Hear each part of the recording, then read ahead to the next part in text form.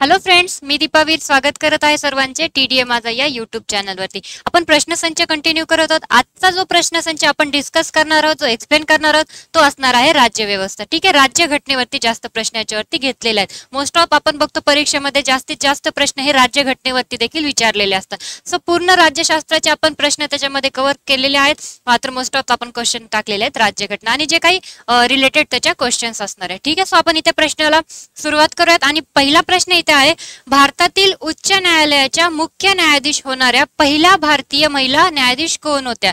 आता असे जे प्रश्न असतात, पहिल्या महिला किंवा पहिला पुरुष, सो हे लक्षात ठेवणं खूप गरजेचं असतं, कारण की जे जनरल नॉलेज मध्ये आपण जे क्वेश्चन्स म्हणतो ते ह्याच्यावरती देखील विचारले जातात। आता चार ऑप्शन दिले तिथे, अमृता कौर उत्तर प्रदेश, लीला सेठ हिमाचल प्रदेश, सरोजिनी नायडू आंध्र प्रदेश आणि नयन शर्मा कर्नाटक।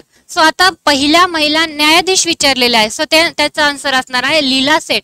आता जे ऑप्शन बाकीचे आहेत बघा, अमृता कौर कोण होत्या, तर अमृता कौर देशाची पहिली महिला कॅबिनेट मंत्री होती। सो हे देखील आपल्याला इथे लक्षात ठेवणं गरजेचं, कारण आपण एक्सप्लेन करणार तो बाकी ऑप्शनला पण इथे एक्सप्लेन करणार आहोत। सो अमृता कौर होता ते कॅबिनेट मंत्री, पहिल्या महिला। सो सरोजिनी, आता लीला सेठ आपण म्हणतो भारतातील महिला न्यायाधीश होत्या पहिल्या। सो सरोजिनी नायडू कोण होत्या, तर सरोजिनी नायडू स्वतंत्र भारतातील पहिल्या महिला राज्यपाल होता। त्यांना आपण काय म्हणतो, भारताच्या कोकिळा म्हणून देखील त्यांना आपण ओळखलं जातो। तो बाकीचे जे ऑप्शन आहेत ते देखील लक्षात ठेवा, एक्झाम साठी हेल्पफुल असेल। पुढचा प्रश्न, स्टेटमेंट्स दिलेले आहेत तिथे, संसदेतील सामान्य विधिनियम निर्मिती प्रक्रियेच्या बाबतीतील योग्य विधान ओळखा दिलेला आहे। अ स्टेटमेंट आहे प्रथम व द्वितीय वाचक, ब आहे समिती अवस्था व अहवाल सादरीकरण, क आहे तृतीय वाचक व द्वितीय सभागृह आणि ड आहे राष्ट्रपतींची मंजुरी।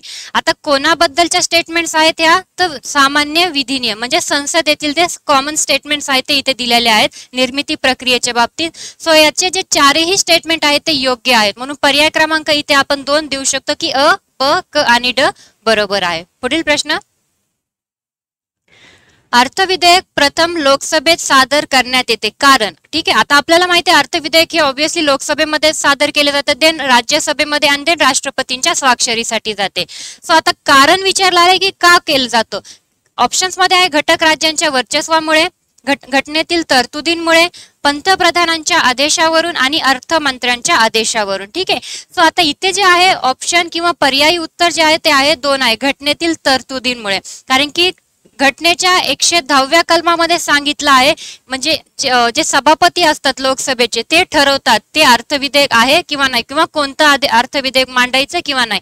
सो घटनेच्या 110 कलम मध्ये हे सांगितलेलं असतं आणि ऑप्शन क्रमांक 2 इथे योग्य असणार आहे, घटनेतील तरतुदींमुळे। ठीक आहे, पुढचा प्रश्न, राज्यसभेचा अध्यक्ष सभागृहातील मतदानात भाग घेऊ शकत नाही कारण। ठीक आहे, आता राज्यसभेचा अध्यक्ष कोण असतात हे सर्वांना माहित आहे, उपराष्ट्रपती असतात। ठीक आहे, आता ते मतदानात भाग का घेऊ शकत नाहीत, कारण की ते सदस्य नसतात। ते कोण असतात, तर अध्यक्ष असतात, आणि जे राज्यसभेचे सदस्य असतात तेच फक्त मतदानात भाग घेऊ शकतात। पण जर सिच्युएशन अशी आली, कारण की जेव्हा आपण म्हणतो एखाद्या विधेयकावर समान मते पडली, ठीक आहे, जेव्हा समान मते पडतात पण तेव्हा कास्टिंग वोट, ठीक आहे, जे आपण म्हणतो ना मेक डिसिजन देण्याचं जे कान किंवा एखादा वोट, इम्पॉर्टंट वोट, त्याला कास्टिंग वोट असं म्हटलं जातं। सो ते उपराष्ट्रपती किंवा राज्यसभेचे अध्यक्ष देऊ शकतात। सो इथे 2 स्टेटमेंट लक्षात ठेवा, राज्यसभेचे जे अध्यक्ष जे उपराष्ट्रपती असतात ते मतदानात भाग घेऊ शकत नाहीत, कारण की ते सदस्य असतात, सदस्य नसतात, ते अध्यक्ष असतात। पण जेव्हा कास्टिंग वोट किंवा निर्णायक मताचा जेव्हा विचार केला जातो, जेव्हा समान मते पडली जातात, तेव्हा मात्र ते कास्टिंग वोट देऊ शकतात। हे 2 स्टेटमेंट लक्षात ठेवा। सो याचं उत्तर काय असणार आहे, तो राज्यसभेचा सदस्य नसतो, पर्याय क्रमांक 3। ठीक आहे, पुढचा, राष्ट्रपती वटहुकूम केव्हा काढतो। आता ऑप्शन बघा, जेव्हा संसदेचे अधिवेशन चालू असते तेव्हा, दुसरा आहे त्यांना घटनात्मक अधिकार असल्यामुळे, तिसरा आहे संसदेचे अधिवेशन चालू नसताना, आणि चौथा आहे यापैकी नाही। सो वटहुकूम केव्हा काढला जातो, जेव्हा संसदेचे अधिवेशन चालू नसते। ठीक आहे, सो इथे आपण पर्याय क्रमांक 3 हे उत्तर देऊ शकतो। पुढचा प्रश्न, 6वा प्रश्न आहे, भारतीय न्यायव्यवस्थेच्या बाबतीतील गैरलागू विधान ओळखा असा आहे। सो स्टेटमेंट्स आहेत, 26 जानेवारी 1950 रोजी सर्वोच्च न्यायालयाची स्थापना झाली, ऑब्विसली राईट आहे। ठीक आहे, भारतीय न्याय व्यवस्था ही एकेरी न्याय व्यवस्था आहे. आपल्याला माहिती आहे आपल्याला जे नागरिकत्व मिळाले आहे ते देखील एकेरी आहे आणि जी न्याय व्यवस्था भारताला लाभलेली आहे ती देखील एकेरी आहे. म्हणून सेकंड स्टेटमेंट पण योग्य. सध्या भारतात 24 उच्च न्यायालय आहेत. ठीक आहे. आणि चौथा जो स्टेटमेंट आहे तो आहे गोवा राज्यातील नव्याने स्वतंत्र उच्च न्यायालय स्थापन करण्यात आले आहे. आता इथे बघा दोन गोष्टी लक्षात ठेवा. ऍक्च्युली जो पर्याय क्रमांक आहे जो आपल्याला अयोग्य ओळखायचा आहे तो आहे पर्याय क्रमांक 4. पण तिसऱ्या ह्याच्यात तुम्हाला एक गोष्ट करंटली ऍड करा. 24 न्यायालय नाहीत तर सध्या आहेत 25 न्यायालय. ठीक आहे. सो त्या स्टेटमेंटमध्ये 24 आहेत मात्र सध्या 25 आहेत. पण ऑल ओव्हर जर क्वेश्चन बघायला गेलो तर पर्याय क्रमांक 4 इथे अयोग्य आहे. कारण की गोवा राज्यासाठी नव्याने स्वतंत्र उच्च न्यायालय स्थापन करण्यात आलेले नाहीये. गोवा हे अंडर कुठलं येतं तर मुंबई हायकोर्टच्या अंडर येतं. ठीक आहे. मग मुंबई हायकोर्टाच्या अंडर कोणकोणते येतं तर गोवा, दादरा नगर हवेली, दमन दीव आणि मुंबई प्रांत पूर्णपणे त्याच्यामध्ये येणार झाला. ठीक आहे. सो इथे पर्याय क्रमांक 4 आपण देऊ शकतो. पुढचा विधानसभेच्या बाबतीतील वेगळा पर्याय निवडा. ठीक आहे. कमीत कमी 60 व जास्तीत जास्त 500 सभासद राहू शकतात. विधानसभेचा कार्यकाल 5 वर्ष इतका असतो. तिसरा आहे घटनेच्या 174(2) कलमानुसार राष्ट्रपती विधानसभा केव्हाही स्थगित करू शकते. आणि चौथा आहे 2 अधिवेशनामध्ये 6 महिन्यापेक्षा जास्त अंतर नसावे. चारही स्टेटमेंट विधानसभेबद्दल दिलेले आहेत आणि इथे आपल्याला ओळखायचा आहे वेगळा पर्याय. म्हणजे जे 3 दिलेले असतील ते योग्य मात्र एक इथे वेगळा असणार आहे. सो कमीत कमी आपल्याला माहिती जी सदस्य संख्या ही कमीत कमी 60 आणि जास्तीत जास्त 500 असायला पाहिजे. जर महाराष्ट्राचा विचार केला तर सध्या महाराष्ट्रामध्ये किती सदस्य संख्या आहे तर 288 सदस्य संख्या. हे देखील तुम्हाला लक्षात ठेवणं गरजेचं आहे. कार्यकाल 5 वर्षांचा असतो. घटनेच्या 174(2) नुसार तरतुदी झाली. मात्र जे पर्याय क्रमांक 4 आहे तो इथे वेगळा आहे. 6 महिन्यापेक्षा जास्त अंतर नसावे असं इथे दिलेलं आहे म्हणून तो वेगळा ऑप्शन निवडला जातो. ठीक आहे. पुढचा प्रश्न घटनेच्या कितव्या कलमानुसार प्रत्येक राज्यासाठी उच्च न्यायालय स्थापन करण्याची तरतूद करण्यात आली आहे. ठीक आहे. सो घटना क्रमांक 124, घटना क्रमांक 214, घटना क्रमांक 324 आणि घटना क्रमांक 280. सो जे हायकोर्ट स्थापनाची जी तरतूद केलेली आहे ठीक आहे उच्च न्यायालयासाठी तो घटनेच्या कितव्या कलमामध्ये असते तर घटनेच्या 214व्या कलमामध्ये असते. ठीक आहे. हे लक्षात ठेवणं गरजेचं आहे. आपण हायकोर्टवर ऑलरेडी एक क्वेश्चन डिस्कस केलेलाच आहे. सो पर्याय क्रमांक 2 इथे योग्य उत्तर असणार आहे. पुढचा प्रश्न 9वा प्रश्न इथे आहे ग्रामपंचायतीच्या बाबतीत पुढीलपैकी कोणता एक पर्याय चुकीचा आहे. इथे आपल्याला चुकीचा पर्याय निवडायचा आहे. सो पहिला इथे महाराष्ट्रात ग्रामपंचायतीची स्थापना मुंबई ग्रामपंचायत अधिनियम 1958 झाली. ओके. सो दुसरा आहे ग्रामपंचायतीच्या एका आर्थिक वर्षात 4 बैठका होतात. तिसरा आहे ग्रामपंचायतीचा प्रशासकीय प्रमुख हा ग्रामसेवक असतो. आणि चौथा स्टेटमेंट आहे ग्रामपंचायतीच्या निवडणुका दर 5 वर्षांनी होतात. आता इथे जे स्टेटमेंट दिलेले आपल्याला इथे चुकीचा ओळखायचा आहे. पण आपल्याला इथे जो सेकंड स्टेटमेंट आहे इथे काय लिहिलं ग्रामपंचायतीच्या एका आर्थिक वर्षात 4 बैठका होतात. ते तिथे चुकीचं आहे. कारण की ग्रामपंचायतीची जी बैठका होतात ते प्रत्येक महिन्याला एक होते. म्हणजे किती व्हायला पाहिजेत वर्षातून 12 बैठका व्हायला पाहिजेत. पण इथे ऑप्शन मध्ये काय दिले 4 बैठका. सो ते तिथे रॉंग. बाकी जे स्टेटमेंट आहेत पहिला, तिसरा आणि चौथा ते योग्य आहेत. मात्र दुसरा इथे रॉंग आहे. 4 बैठका होत नाही तर 12 बैठका. प्रत्येक महिन्याला एक बैठक झाली पाहिजे अशी ती तरतूद आहे. ओके. पुढचा प्रश्न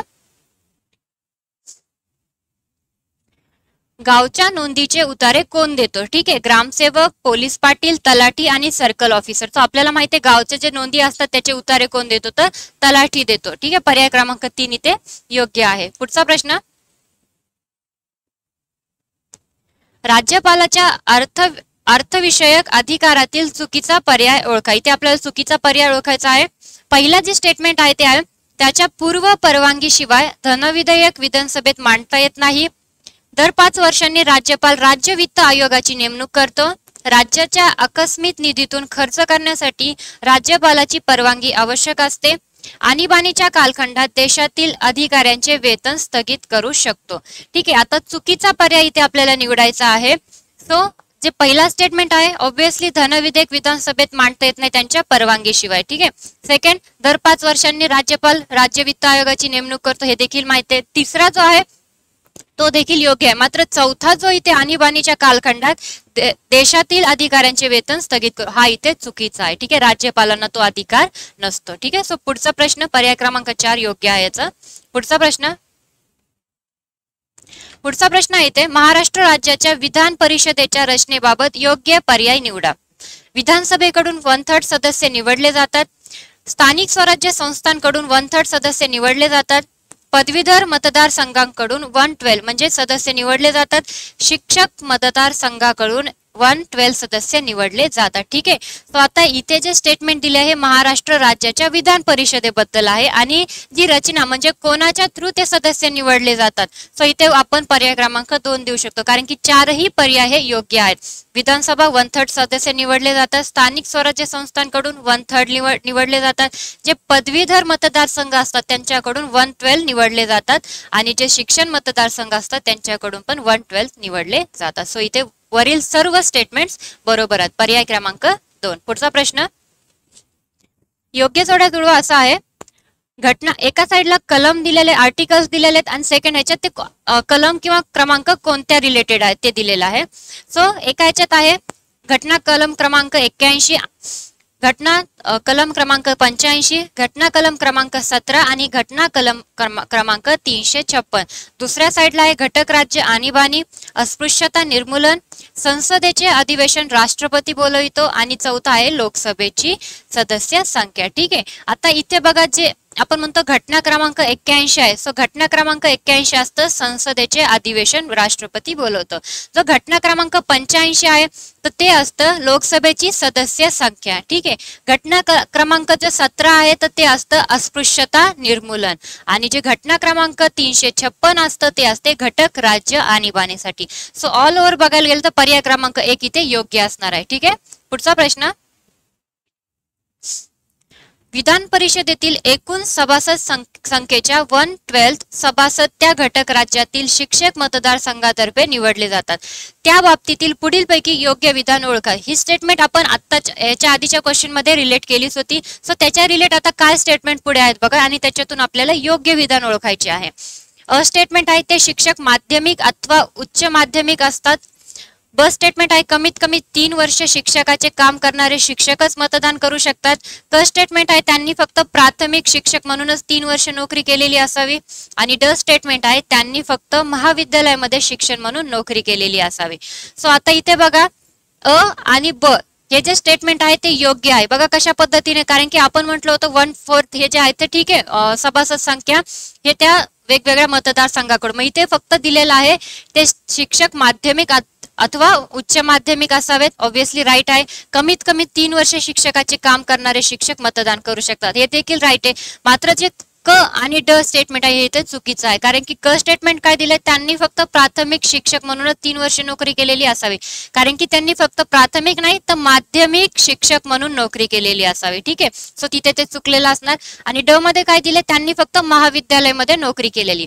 जे ऍक्च्युली क्रायटेरिया दिलेला असतो ते असतं माध्यमिक आणि उच्च माध्यमिक मध्ये 3 वर्ष नोकरी केलेली असावी. सो क मध्ये प्राथमिक दिलं आहे आणि ड मध्ये महाविद्यालय दिले त्याच्यामुळे क आणि ड हे चुकीचं आहे. अ आणि ब बरोबर आहे. सो ऑल ओव्हर याच्यामध्ये पर्याय क्रमांक 2 योग्य बसतो. फक्त अ आणि ब योग्य आहे. ठीक आहे. पुढचा प्रश्न, पुढीलपैकी चुकीचे विधान ओळखा. इथे चुकीचं विधान ओळखायचं आहे. पहिला स्टेटमेंट आहे भारतातील कोणत्याही सभागृहाच्या 2 अधिवेशनामध्ये 6 महिन्यांपेक्षा जास्त अंतर नसावे. भारतातील कोणत्याही सभागृहाच्या कामकाजासाठी 1/10 इतकी घनसंख्या आवश्यक असते. तिसरा आहे दिल्ली हे घटक राज्य नसून केंद्रशासित प्रदेश आहे. आणि चौथा आहे भारतातील सर्व राज्यांमध्ये विधान परिषद अस्तित्वात आहे. चुकीचा पर्याय ओळखायचा आहे आपल्याला. ठीक आहे. माहिती आहे आपल्याला दोन्ही सभागृहामध्ये जे अधिवेशन 6 महिन्यापेक्षा जास्त अंतर नसावे योग्य आहे. भारतातील कोणत्याही सभागृहात 1/10 एवढी सदस्य संख्या असायला पाहिजे हे देखील बरोबर आहे. दिल्ली हे आपल्याला माहिती आहे केंद्रशासित प्रदेश आहे. पण ड जे स्टेटमेंट आहे भारतातील सर्व राज्यांमध्ये विधान परिषद अस्तित्वात आहे हे इथे रॉंग आहे कारण की फक्त भारतामध्ये एकूण 6 राज्यांमध्येच विधान परिषद अस्तित्वात आहे. ठीक आहे. तर ते राज्य कोणकोणते असणार आहेत. ऍक्च्युली आधी 7 होती मात्र जेव्हा आपण म्हणतो 370 कलम नुसार जम्मू काश्मीर त्यांची पूर्ण रद्द झाली तेव्हा त्यांचं विधान परिषद हे रद्द झाले म्हणून 7 ऐवजी आता संख्या किती आहे 6. सो महाराष्ट्र,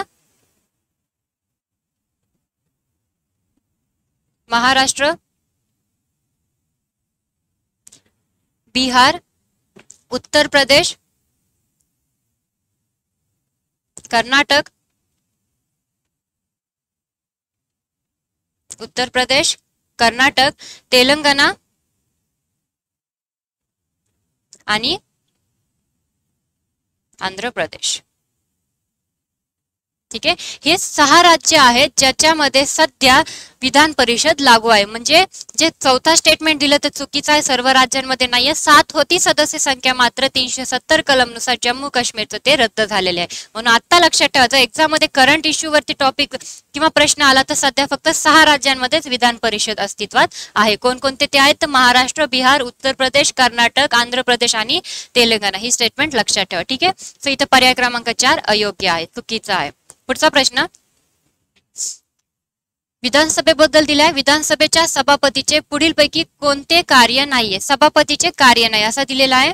तो विधानसभेत मांडण्यात येणाऱ्या प्रस्तावाला संमती देणे, एखाद्या विधेयकाच्या बाबतीत समान मते पडल्यास निर्णायक मत देणे, धनविधेयक आहे की नाही हे ठरविणे आणि विधानसभेत अँग्लो इंडियन एका सदस्याची नेमणूक करणे. आता आपण आधीच ठरवलं होतं की सभापती जे असतात विधानसभेचे किंवा जे आपण लोकसभेचे अध्यक्ष, ठीक आहे, त्यांचे मोस्ट ऑफ सिच्युएशन सेम किंवा त्यांचे जे हक्क असतात ते सेम असतात. सो इथं सभापतीचं विचारलं आहे. जे विधानसभेत मांडण्यात येण्याची प्रस्तावाला असती त्यांना मंजुरी देतात. ओके, सो समान मते पडल्यास कास्टिंग वोट म्हणजेच निर्णायक मत देतात, हे देखील बरोबर आहे. धनविधेयक आहे का नाही हे देखील कोण ठरवतं? सभापती. मात्र जे विधानसभेत अँग्लो इंडियन जे एकाची नेमणूक केली जाते तर सभापती मार्फत नाही होते, राज्याच्या राज्यपालामार्फत होते. ठीक आहे, सो इथे हा स्टेटमेंट चुकीचा आहे. पण राज्यामध्ये आपण म्हणतो राज्यपाल नेमणूक करतात, मग केंद्रामध्ये कोण करतं? तर केंद्रामध्ये कोण करतात? राष्ट्रपती 2 सदस्य अँग्लो इंडियनची नेमणूक करतात आणि राज्यामध्ये एक अँग्लो इंडियनची नेमणूक राज्यपाल करतो. ठीक आहे, सो इथे ही स्टेटमेंट लक्षात ठेवा. तर सभापती नाही तर राज्यपाल करतात. पर्याय क्रमांक 4 चुकीचा आहे इथे. ठीक आहे, पुढचा प्रश्न 17वा प्रश्न आहे. राज्यपालाची नेमणूक राष्ट्रपती राज्यातील कोणत्या व्यक्तींच्या संमतीने करतात? ठीक आहे, पहिला आहे विधानसभेचे विरोधी पक्षनेते, दुसरा आहे विधान परिषदेचे विरोधी पक्षनेते, तिसरा आहे त्या राज्याचा मुख्यमंत्री आणि चौथा आहे त्या राज्याचा मुख्य न्यायाधीश. कोण विचारलेला आहे? राज्यपालाची नेमणूक, राज्याच्या राज्यपालाची नेमणूक करण्यासाठी राष्ट्रपती कोणाची संमतीने करतात? तर तो असतो राज्याचा मुख्यमंत्री. ज्या राज्यासाठी राज्यपालाची नेमणूक करणार आहे सो त्या राज्याच्या मुख्यमंत्र्याच्या संमतीने करतात. सो इथे पर्याय क्रमांक 3 योग्य असणार आहे. पुढचा प्रश्न योग्य जुळवा असं दिलेलं आहे.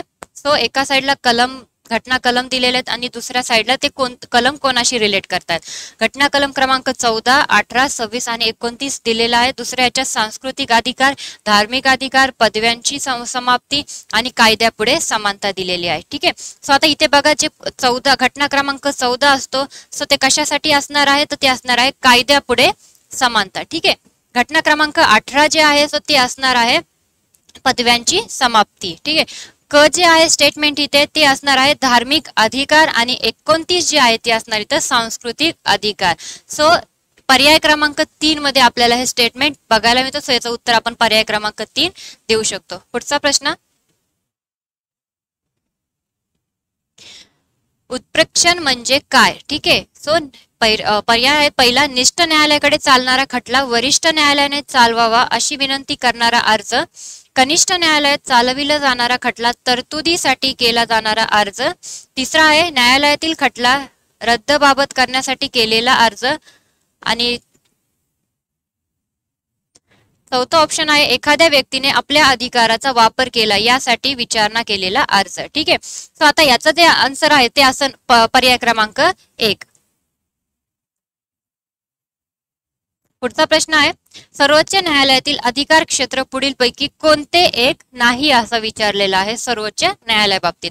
सो प्रारंभिक अधिकार क्षेत्र, पुनर्निर्णयाचे अधिकार क्षेत्र, अपिली अधिकाराचे क्षेत्र आणि परामर्शदायी अधिकारी क्षेत्र. ठीक आहे, सो ह्याच्यामध्ये आपल्याला माहिती आहे प्रारंभिक अधिकार क्षेत्र सर्वोच्च न्यायालयाला असतात, पुनर्निर्णयाचं असतात, परामर्शदायी असतात, मात्र अपिली अधिकाराचे क्षेत्र सर्वोच्च न्यायालयामध्ये येत नाही. ठीक आहे, सो पर्याय क्रमांक 3 योग्य आहे इथे. पुढचा प्रश्न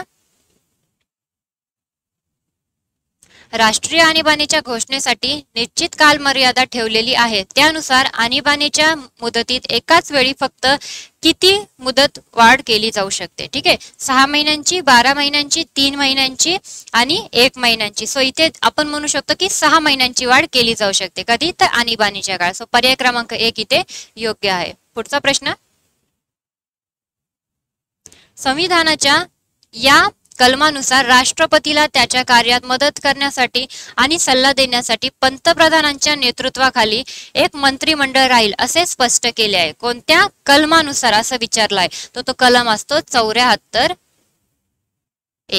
ठीक आहे, पर्याय क्रमांक 1 इथे योग्य असणार आहे. कारण की आपण म्हणतो जे कलम 52 ते 78, किती 52 ते 78 मध्ये केंद्रीय कार्यकारी मंडळाची तरतूद केलेली आहे. सो त्याच्यामधला जो आहे 74(1) ह्या आर्टिकल मधला, त्याच्यामध्ये 74(1) मध्ये सांगितलं आहे की राष्ट्रपतीला त्यांच्या कार्यात मदत करण्यासाठी पंतप्रधान आणि त्यांच्या नेतृत्वाखाली एक मंत्रिमंडळ असेल. सो पर्याय क्रमांक 1 इथे योग्य आहे. पुढचा प्रश्न, 23वा प्रश्न आहे, 42व्या घटना दुरुस्तीत पुढील पैकी कोणत्या बाबीचा समावेश नाहीये. ठीक आहे, सो पर्याय स्टेटमेंट आहेत, 10 मूलभूत कर्तव्ये निश्चित करण्यात आली. ब आहे मंत्रिमंडळाचा निर्णय राष्ट्रपतीवर बंधनकारक करण्यात आला. शिक्षण हा विषय सामायिक सूचीत समाविष्ट करण्यात आला आणि पक्षांतर कायदा करण्यात आला. पक्षांतर बंदी. ठीक आहे, सो 42वी घटना दुरुस्ती बद्दल विचारला आणि कोणता समावेश नाहीये असा आहे. सो तो ऑप्शन असणार पर्याय क्रमांक 4, पक्षांतर बंदी कायदा करण्यात आला. बाकी जे आहेत ते 42व्या घटना दुरुस्ती निमित्त आहेत. ठीक आहे, सो पुढचा, आणीबाणीच्या कालखंडात पुढीलपैकी राष्ट्रपतीला नसलेला अधिकार ओळखा. ठीक आहे, म्हणजे जो अधिकार नाहीये. स्टेटमेंट पहिला आहे, युद्धजन्य परिस्थितीमुळे सुरक्षिततेच्या कारणावरून त्या प्रदेशात आणीबाणी लागू करणे योग्य आहे. आणीबाणी लागू केलेल्या राज्याचा मुख्यमंत्री निवडणे. ठीक आहे, तिसरा स्टेटमेंट आहे, एखाद्या राज्यात राजकीय अस्थिरता निर्माण झाल्यास आणीबाणी घोषित करणे. आणि चौथा इथे ऑप्शन आहे,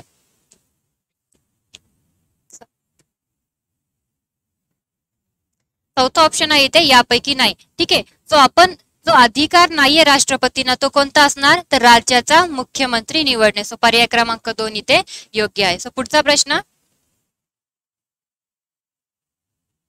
राष्ट्रपतीच्या अध्यादेश काढण्याविषयी बरोबर वाक्य ओळखा आलं आहे. सो 4 स्टेटमेंट्स आहेत. राष्ट्रपती अध्यादेश कधीही काढू शकतात, फक्त संसदेचे अधिवेशन चालू नसताना. क आहे, राष्ट्रपतींच्या एखाद्या अध्यादेशाच्या निर्णयाविरुद्ध न्यायालयात विचारणा होऊ शकते. आणि ड स्टेटमेंट आहे, राष्ट्रपतीस अध्यादेश जारी करण्याचा अधिकार त्याच्या स्वतःच्या मर्जीवर असतो. ठीक आहे, सो आता इथे आपण काय म्हणतो की जे स्टेटमेंट दिलेले 2 आणि 3 फक्त संसदेचे अधिवेशन चालू नसताना आणि राष्ट्रपतींच्या एखाद्या अध्यादेशाच्या निर्णयाविरुद्ध नसल्यास विचारणा होऊ शकते. आता जे अ आणि ड स्टेटमेंट आहे इथे चुकीचं आहे, कारण की राष्ट्रपती अध्यादेश कधीही काढू शकत नाहीत. आणि चौथा ह्याच्यामध्ये काय दिलंय, त्यांच्या मर्जीवर असते. सो हे 2 स्टेटमेंट इथे चुकीचे. मग योग्य काय आहे, ब आणि क. पर्याय क्रमांक 2 मध्ये ब आणि क योग्य आहे. ठीक आहे, सो पुढचा प्रश्न 26, लोकसभेच्या सभापतीचा कोणता एक अधिकार नाही असा दिलेला आहे.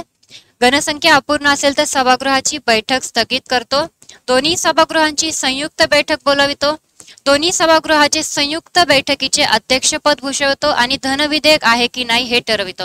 हे ऑलरेडी स्टेटमेंट आपण जे क्वेश्चन्स घेत आहोत आता सध्या त्याच्यावरती डिस्कस केलेलेच आहेत. कारण की जेव्हा लोकसभेचा सभापती सो त्यांना कोणता एक अधिकार नाही असा दिलेला आहे.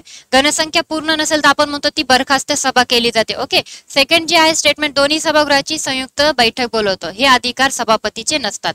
सो तिसरी जे स्टेटमेंट आहे, सभागृहाचे संयुक्त बैठक अध्यक्षपद भूषवू शकतात ते सभापती. आणि धनविधेयक आहे का नाही हे देखील अधिकार कोणाला असतात, लोकसभेच्या सभापतीला. सो इथे पर्याय क्रमांक 2 जो आहे तो इथे चुकीचा असणार आहे, ते संयुक्त बैठक बोलवू शकत नाही. ठीक आहे, पुढचा, लोकसभेमध्ये असणारे सदस्यत्व सध्या स्थितीत ओळखा. ठीक आहे, सध्याच्या ह्याच्यात विचारलेलं आहे.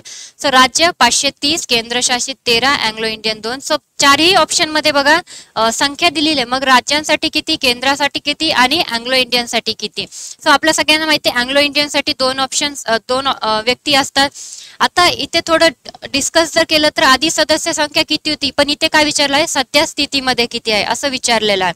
सो आधी जर आपण बघितलं तर 552 एवढी सदस्य संख्या होती. किती होती, 552 सदस्य संख्या होती. कारण की राज्यासाठी आपण म्हणतो 30 होते, 530 राज्यांसाठी होती. जे केंद्रशासित प्रदेश होते त्यांच्यासाठी 20 होती आणि जे अँग्लो इंडियन होते त्यांच्यासाठी 2. ही आधीची सदस्य संख्या होती. पण इथे प्रश्न काय विचारलाय तुम्हाला, सध्याचे सदस्यत्व विचारलेलं आहे. सो सध्याचे किती असणार, मग सध्याचे राज्याचे आहेत 530 प्लस केंद्रशासित प्रदेशाचे आहेत 13 आणि अँग्लो इंडियन आहेत 2, म्हणजे असे एकूण सदस्य संख्या आहे. ठीक आहे, म्हणजे किती आहे तर 545. सो पर्याय क्रमांक 1 मध्ये योग्य उत्तर असणार आहे राज्य 530, केंद्रशासित प्रदेश 13 आणि अँग्लो इंडियन 2. ठीक आहे, सो आत्ताची पण सदस्य संख्या लक्षात ठेवा आणि पहिली सदस्य संख्या पण लक्षात ठेवा. ठीक आहे, पुढचा प्रश्न, राष्ट्रपती विषयी सत्य विधाने ओळखा असा आहे. त्याची नियुक्ती फक्त 2दाच करता येते, त्याच्यावर दिवाणी गुन्हा दाखल करता येत नाही, त्यांच्यावर फौजदारी गुन्हा दाखल करता येत नाही आणि चौथा आहे 2002च्या कायद्यानुसार राष्ट्रपतींना 1.5 लाख रुपये पगार वाढविण्यात आला आहे. आता इथे ते 4 स्टेटमेंट दिलेले आहेत, त्याच्यापैकी आपल्याला सत्य विधान ओळखायचे आहे. ठीक आहे, सो त्याच्यावरती फौजदारी गुन्हा करता येत नाही हे आपल्याला माहिती आहे, पण जे चौथी स्टेटमेंट आहे ती देखील करंटली आपण इथे ऍड करूयात, कारण की तिथे 2002च्या तरतुदीनुसार दिलेले आहे त्यांची पेमेंट. पण सध्या, ठीक आहे, सध्याचं 2018 नुसार त्यांचं पेमेंट जे आहे ते आहे 5 लाख. ठीक आहे, सो इथे अपडेट करा, कारण की तिथे 2002च्या कायद्यानुसार दिलेला आहे पगार, पण आता 2018 नुसार किती आहे तर 5 लाख रुपये, ही एक स्टेटमेंट. पण इथे आपल्याला सत्य विधान कोणतं येतं, त्यांच्यावरती फौजदारी गुन्हा दाखल करता येत नाही. पर्याय क्रमांक 3. पुढचा प्रश्न, उच्च न्यायालयाबाबत सत्य विधाने ओळखा. सध्या भारतात 21 उच्च न्यायालय आहेत, त्यापैकी राज्यासाठी 3 सामायिक न्यायालय आहेत, दिल्लीसाठी स्वतंत्र न्यायालय आहे आणि प्रथम 1892च्या कायद्याने उच्च न्यायालये स्थापन करण्यात आली आहे. ठीक आहे, सो असा प्रश्न आहे. सो इथे आपल्याला सत्य विधान ओळखा दिलेला आहे. सत्य जर बघायला गेलं तर इथे 4 पण सत्य आहेत, पण जे अपडेट करायला गेलं, कारण की क्वेश्चन इथे दिलेला आहे की भारतात 21 उच्च न्यायालय आहेत, पण भारतात किती उच्च न्यायालय आहेत, हायकोर्ट किती आहेत तर 25 आहेत. ठीक आहे, 2019 पासून 25 हायकोर्ट स्थापन झालेलं. कोणतं आहे ते तर आपण म्हणतो आंध्र प्रदेश मधील अमरावती येथे. इथे आपण करंट म्हणजे जे अपडेट झालेलं आहे ते देखील ऍड केलं, कारण की इथे म्हणतो आपण सध्या भारतात 21 उच्च ना, ते रॉंग असून किती आहेत 25 आहे आणि 25वा जे हायकोर्ट निर्माण झाला आहे 2019 पासून ते कोणतं आहे तर अमरावती आहे. ठीक आहे, बरं, हायकोर्ट जे स्थापन केलं जाते कोणत्या कलमानुसार हे देखील आपण प्रश्न घेतलेला आहे, तो असतो 214व्या कलमानुसार. ठीक आहे, ते देखील लक्षात ठेवा. पुढचा प्रश्न आहे, योग्य जोड्या जुळवा.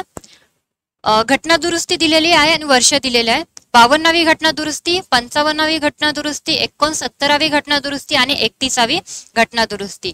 सो 52वी जी घटना दुरुस्ती असते ती झालेली आहे 1985, 55वी जी घटना दुरुस्ती झाली ती झाली 1986, 69वी जी घटना दुरुस्ती झाली आहे ती झाली 1991 आणि 31वी जी घटना दुरुस्ती आहे ती झाली आहे 1973. सो पर्याय क्रमांक 3 इथे योग्य असणार आहे. ठीक आहे, तो हे होते 30 प्रश्न आजच्या ज्या आपण विषय घेतला होता राज्य व्यवस्थेवरती. ठीक आहे, राज्यशास्त्र या विषयावरती बरेचशा सगळ्या प्रकारे आपण इथे प्रश्न घेतलेले आहेत. बरोबर विधाने ओळखा, चुकीचे, जोड्याला वगैरे, म्हणजे तुमचे सगळं कव्हर इथे होऊन जाईल. सो याच्यावरती पण आपले लेक्चर्स लवकरच अपलोड होतील. सो तुम्ही याच्या आधी पण जे प्रश्नसंच टाकलेले वेगवेगळ्या विषयांवरती त्याच्यावर देखील तुम्ही बघून परीक्षेसाठी तयारी करू शकताय. ठीक आहे, थँक्यू.